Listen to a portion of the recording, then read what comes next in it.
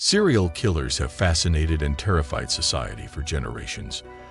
Driven by everything from revenge to psychological disorders, these individuals commit horrific acts with chilling regularity. Some, like Ted Bundy and John Wayne Gacy, are infamous worldwide, while others remain lesser known but equally terrifying. In this video, we delve into the minds of history's most notorious serial killers, uncovering what drives them to kill and what lurks in the darkest corners of the human psyche. What pushes someone to lose all sense of empathy and morality? Join us as we explore these chilling questions. The tragic story of Edmund Kemper, the Coed Killer. Edmund Kemper, also known as the Coed Killer, is one of the most infamous serial killers in American history.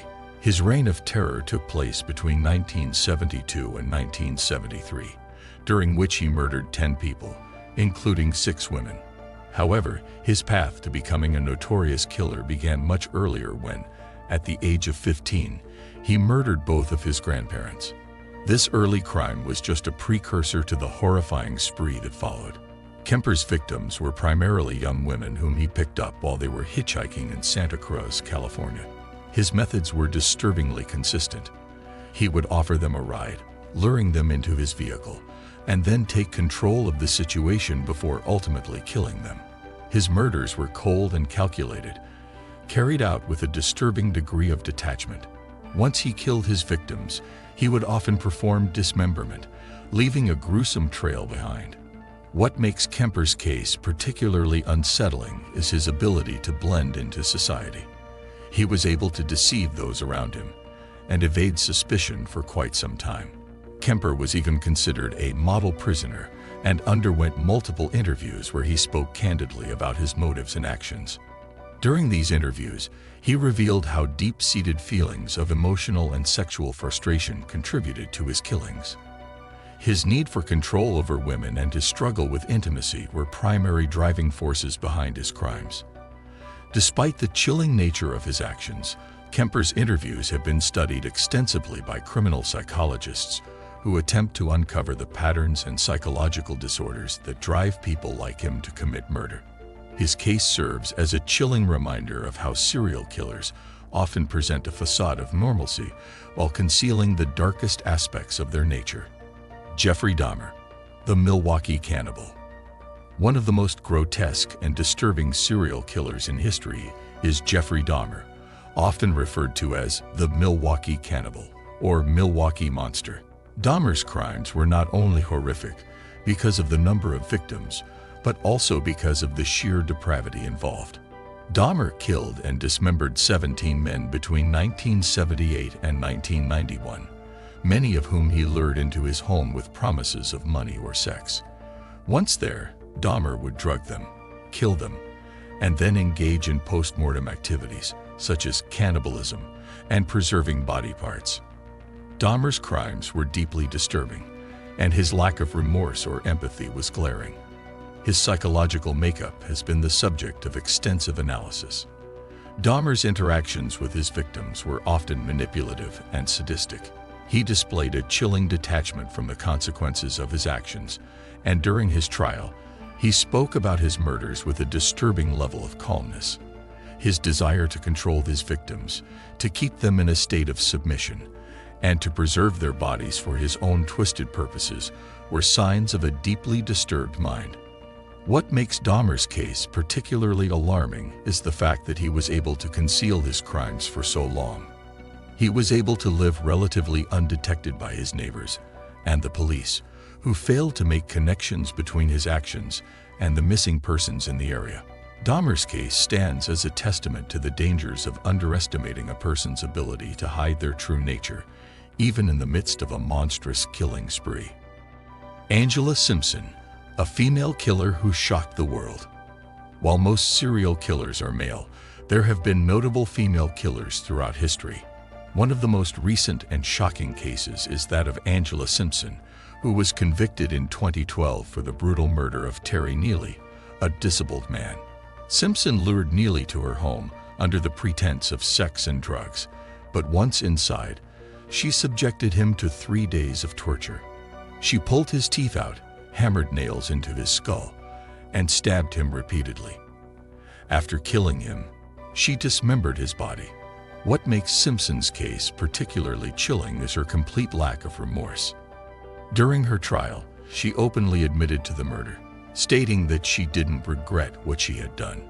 She even mocked the legal process, showing no fear of punishment for her actions.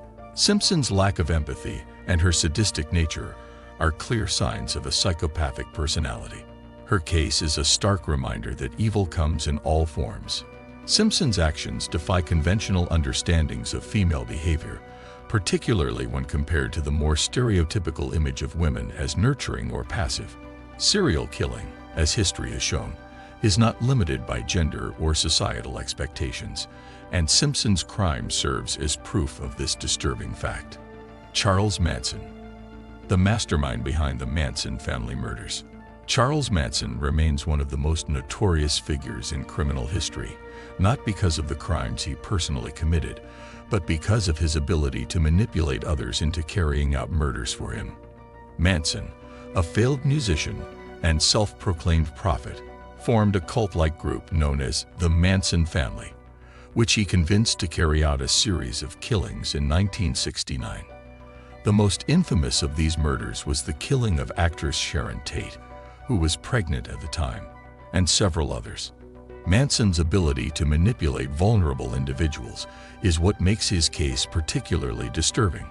He preyed on individuals who were searching for meaning and belonging, exploiting their vulnerabilities to convince them that murder was a means of fulfilling his apocalyptic vision. He convinced his followers that they were part of a divine mission, one that required the murder of those he deemed enemies. Manson's charismatic personality and his ability to bend others to his will are clear signs of his manipulative genius. What makes Manson's case even more disturbing is that, while he orchestrated the murders, he did not physically participate in the killings. His followers were the ones who carried out the violence, believing they were following his divine guidance. This psychological manipulation and control over his followers highlight the dangerous influence a person like Manson can have on others. Manson's case also raises important questions about the power of influence and the susceptibility of individuals to charismatic leaders. It serves as a cautionary tale about the dangers of unchecked power and the potential for harm when individuals with malicious intent are able to manipulate others into committing atrocities. The psychology of serial killers. What drives them? What drives serial killers to commit such horrific acts of violence? While every killer is different, there are some common psychological traits that many of them share. One of the most prominent characteristics is a complete lack of empathy. Serial killers often view their victims as objects to be used for their own gratification, whether it be for sexual pleasure, control, or power. Many of them also exhibit a tendency towards sadism, deriving pleasure from inflicting pain and suffering on others. Another common trait among serial killers is a need for control. For many, the act of killing is not just about taking a life. It's about asserting dominance over another person. This need for control often stems from deep-seated feelings of inadequacy or emotional trauma. In many cases, serial killers have experienced significant psychological or emotional abuse during their formative years, which may contribute to their later violent tendencies. However, not all serial killers come from abusive backgrounds.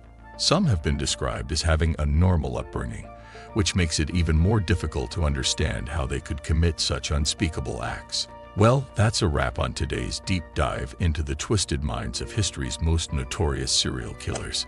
If you found this chilling, don't forget to hit that like button and subscribe for more dark stories and fascinating content. Stay curious, stay safe, and I'll see you in the next one.